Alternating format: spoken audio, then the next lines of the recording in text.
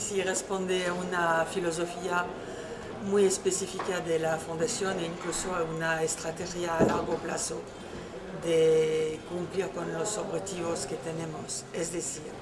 cuando hemos creado esta fundación, un grupo de personas hace 20 años, pues nos hemos dado cuenta que no existía nada a nivel del marco asistencial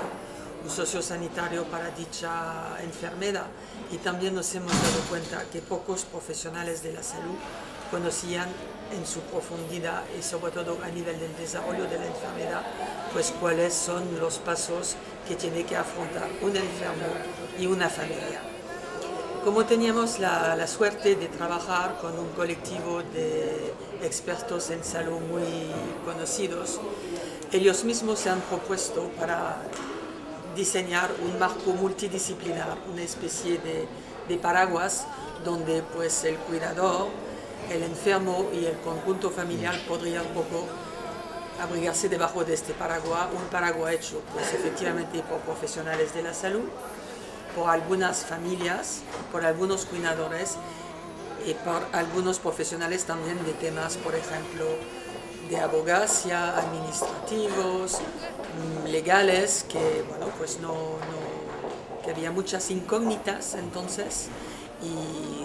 nos hemos agrupado todos poniendo como en el fondo de la cesta cada uno nuestros conocimientos,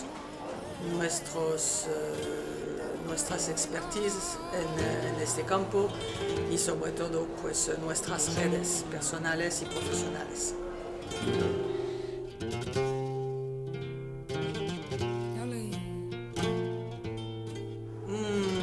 Se recogen quejas que no son quejas, sino que un desconocimiento, una queja de desconocimiento por parte del profesional de la salud. Es decir, en una patología clásica, que no es la enfermedad de Alzheimer, donde poco a poco pues, un enfermo pierde hasta sus facultades de lenguaje, de expresarse, incluso de referirse a algo de su vida personal o de su vida profesional, que sea ayer, antes de ayer o hace 10 o 15 años, pues normalmente en otras patologías, incluso graves, un enfermo puede expresarse, puede decir yo quiero esto, no quiero el otro, yo quiero que mi tutor sea este, yo quiero dejar mis bienes a estos, no me gusta que me dejan 3 horas en una silla delante del televisor. Se puede expresar. Y a lo largo de esta enfermedad, si al principio un enfermo ahora se puede expresar, porque cada vez hay más personas diagnosticadas en un momento bastante precoz del desarrollo de su enfermedad, poco a poco el interlocutor clásico y habitual del médico, que sea de atención primaria o que sea del médico experto, pues es el cuidador. Y el cuidador con toda su fase de cuidador, es decir, no es él que sufre, pero que sí él que interpreta el sufrimiento. No es él que va a padecer, pero él que sí sufre también en nombre de su familiar, que es un ser querido. Y él sufre a su vez de lo que no sabe, es decir, sufre del desconocimiento, sufre de la falta de atención o de lo que piensa que es falta de atención, sufre de la falta de información, sufre del sensacionalismo a nivel de las informaciones que desembarcan sobre esta enfermedad en los medios de comunicación. Entonces, el cuidador poco a poco se sustituye a lo largo de la enfermedad del paciente con Alzheimer pues al propio enfermo. Es decir, que viene a ser el interlocutor privilegiado de los médicos en general.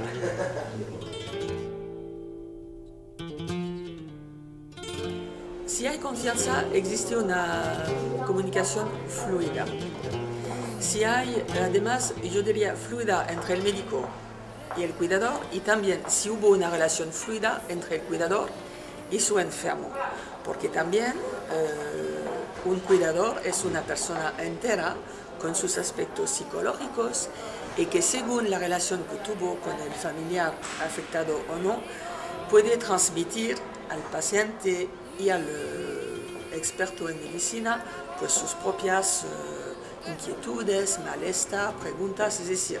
que es una persona informada, media informada o incluso mal informada, pero la relación entre el cuidador y el médico tiende a ser cada vez mejor, pero sigue siendo problemática.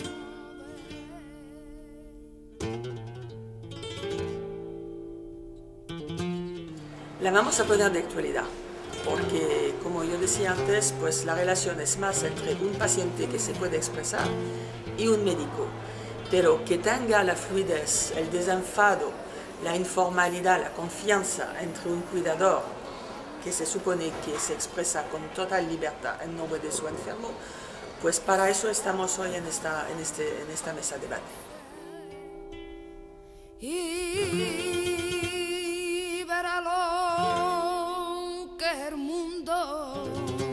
Bueno, pues fundamentalmente el mayor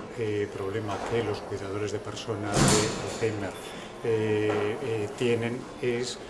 fundamentalmente al principio el del miedo.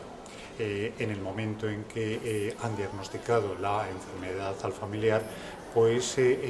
no saben de alguna manera a la hora de comunicarse con el médico pues qué plantearle, qué preguntarle, un poco cómo responderá el médico, si de alguna manera bueno, pues el médico va a estar pendiente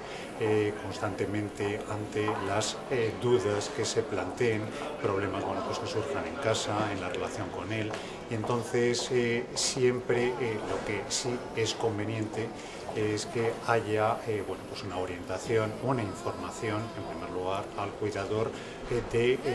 bueno, pues qué planteamientos se debería hacer en un primer momento, qué preguntas son las que debería hacer al médico para que el médico, por supuesto, bueno, pues pueda responderle y no se encuentre desorientado o desorientada bueno, pues en ese primer momento cuando han diagnosticado la enfermedad o luego ya en su posterior evolución.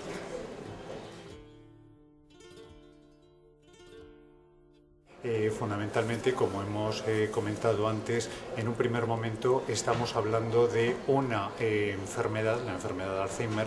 que bueno, desgraciadamente supone la pérdida de voluntad y de comunicación progresiva con el entorno, al enfermo, con el entorno que le rodea. Entonces, en el momento en que se diagnostica la enfermedad, los familiares, en el primer momento, bueno, pues se encuentran ante esa especie de shock de qué es lo que vamos a hacer a partir de ahora. Un poco, bueno, pues dónde tenemos que acudir. No cabe duda, por supuesto, de que ese miedo primario, pues sí es conveniente que con la ayuda, por supuesto, bueno, pues de los profesionales, de los médicos que atienden a los cuidadores y a la familia en general, pues por supuesto ese miedo se vaya rompiendo poco a poco, bueno, pues con esas preguntas que por supuesto, bueno, pues el cuidador empiece a plantear desde un primer momento, se acerque al médico, un poco, bueno, pues vea que sencillamente todas aquellas preguntas que surgen pues que el médico, por supuesto, bueno, pues le va a responder y sencillamente cuando se encuentra en casa ante una situación, bueno, pues de desamparo, pues poder llamar por teléfono, bueno, pues al médico. Ante todo, esa situación de miedo en un primer momento, bueno, pues hay que romperla con ese acercamiento para que, por supuesto, bueno, pues haya un diálogo, una empatía entre los dos y sencillamente la persona cuidadora, el cuidador, cuidadora, pues mantenga un diálogo que le suponga para todas aquellas preguntas que surgen a lo largo, bueno, pues de esos primeros momentos del diagnóstico y luego en el desarrollo de la enfermedad, pues que la persona sea capaz, por supuesto, bueno, pues de poder atender a su familiar y, digamos, bueno, pues apoyada, recomendada por su médico. Ante todo, bueno, pues es el miedo el que habría, bueno, pues un poco que desechar en un primer momento con ese acercamiento, bueno, pues al médico. Ante todo, bueno, pues que pregunte, que llame, que se acerque, ¿no? Pues al consultorio donde pueda hablar pues con su médico de familia, con su médico de cabecera y ante todo con el neurólogo, que es el profesional, por supuesto, bueno, pues que va a ver cada X tiempo, por supuesto, en el seguimiento a su familiar. Ante todo, para ese miedo, en esa buena relación con el médico, pues que la persona no dude desde un primer momento, una vez que se ha diagnosticado la enfermedad, en acercarse a ella. Que se tenga por grande, que se vaya a